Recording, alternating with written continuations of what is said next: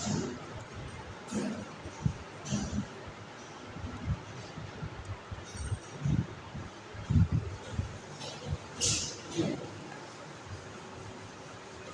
لله وحده والصلاة والسلام على من لا نبي بعده.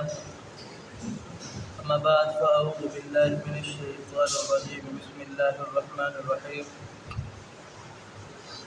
قال الله تبارك وتعالى: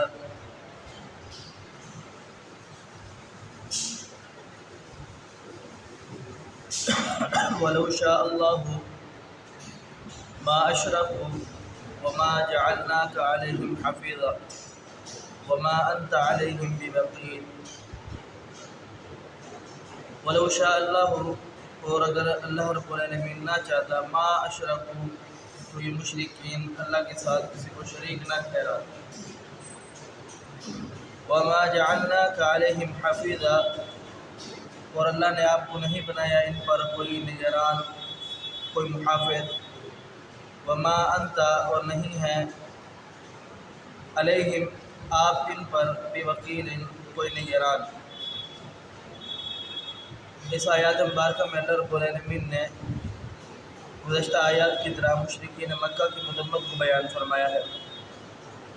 اللہ فرماتا ہے کہ ولو شاء اللہ، اگر اللہ رب العالمین چاہتا، ما اشرکوا، تو یہ مشرکین اللہ رب العالمین کے ساتھ شرک نہ کرتے، اللہ رب العالمین کے ساتھ کسی اور کو معبود، کسی اور کے عبادت نہ کرتے، کسی اور کو معبود نہ ٹھہراتے. اب بندہ یہ کہے کہ جب اللہ رب العالمین نے چاہا کہ انسان اس کے ساتھ کسی کو شریک ٹھہرائے، تو پھر انسان تو قصوروار نہیں ہوا، پھر تو یہ تو اللہ رب العالمین کی حکمت ہے.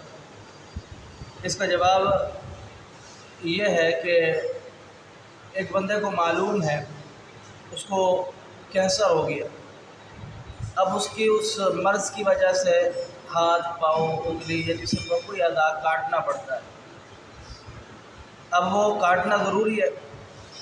جب تک وہ خود کہے گا ڈاکٹر کو جا کر کے یہ اعضاء کاٹ دو، تو اس سے پہلے تو ڈاکٹر کاٹے گا نہیں. اگر نہیں کاٹے گا تو وہ مرض آگے پھیلتا جائے گا، مزید نقصان ہے.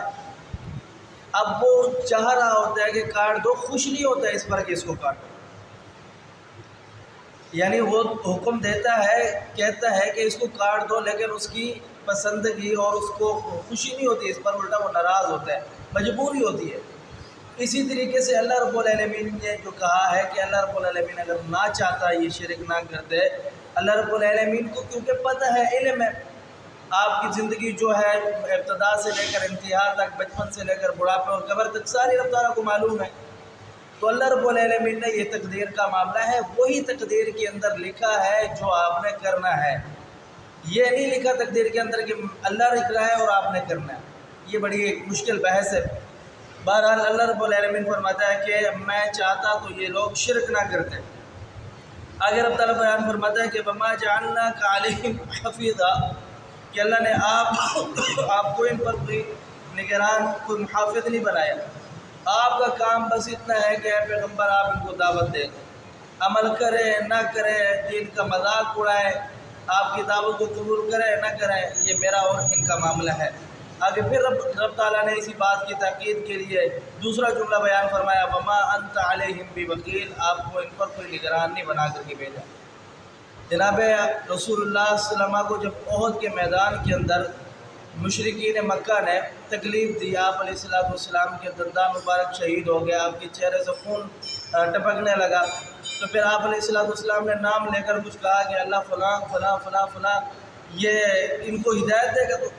تو اللہ رب العالمین نے کہا کہ اے نبی، یہ تیرے اختیار میں نہیں ہے، یہ رب تعالیٰ کے اختیار میں. اللہ رب العالمین جسے چاہے ہدایت دے دے، جسے چاہے ہدایت نہ دے. اور ان میں سے کچھ لوگ ایسے تھے جو بعد میں پھر اسلام لائے، جبکہ وہ رسول اللہ صلی اللہ علیہ وسلم کو تکلیف دینے والے تھے، ایذا دینے والے تھے. تو یہ اللہ رب العالمین کے معاملات ہیں. اسی طریقے عبداللہ ابن ابی ابن سلول، منافقین کا سردار، بیٹا پکا سچا موحد ہے، صحابی ہے، دین اسلام پر جان قربان کر دینے والا ہے، لیکن باپ منافق ہے. جب فوت ہوا تو بیٹا آیا کہ آپ میرے والد صاحب کا جنازہ پڑھا دو، تو رسول اللہ صلی اللہ علیہ وسلم نے قمیض مانگنے کے لیے آیا تھا، آپ نے قمیض بھی دی، جنازہ بھی پڑھایا، قبر کے اندر دفن کر دیا۔ دفن کرنے کے بعد اس کی لاش کو، اس کے جسم کو نکال کر کے اپنی دونوں رانوں پر رکھ کے اپنی جسم سے اپنے منہ سے لعاب نکال کر کے اس کے منہ کے اندر لعاب ڈالی۔ تو پھر بھی اللہ رب العالمین نے بیان فرمایا کہ اے نبی یہ منافق تھا، اسے اللہ رب العالمین نے اس نے جو کیا ہے اس کو پوری سزا ملے گی، آپ اس سے کے لیے بخشش نہیں کر سکتے۔ تو یہ اللہ رب العالمین کے اختیار میں کسی کو بخش دے نہ بخشے، کسی کو زیادہ دے کم دے، یہ اللہ رب العالمین کے اختیار میں۔ آپ کا کام یہ ہے کہ اللہ نے آپ کو جو کام دیا ہے آپ اس کام کو کر گزریے، آپ دعوت پہنچائیے، باقی آپ نہ ان پر کوئی نگران ہے نہ نگہبان ہے۔ تو اللہ رب العالمین نے اسی آیات میں دوبارہ اسی سلسلے کو چلاتے ہوئے مشرکین کی مذمت کو بیان فرمایا ہے، اور قرآن پاک کے اندر جا بجا اللہ رب العالمین نے سب سے زیادہ شرک کی مذمت کو بیان فرمایا۔ یہودیوں وجہ سبب شرک ہے، نصرانی ہو وجہ سبب شرک ہے، ہندو ہو وجہ سبب شرک ہے، اور مشرکین مکہ ہو وجہ سبب شرک ہے۔ یعنی اس سے معلوم ہوا کہ شرک ایسا عمل ہے جو انسان کی دنیاوی زندگی اور اخروی زندگی دونوں کو تباہ و برباد کر دیتا ہے۔ اللہ سمجھنے عمل کی توفیق دے۔ اقول قولی ھذا استغفر اللہ لی ولکم ولسائر المسلمین۔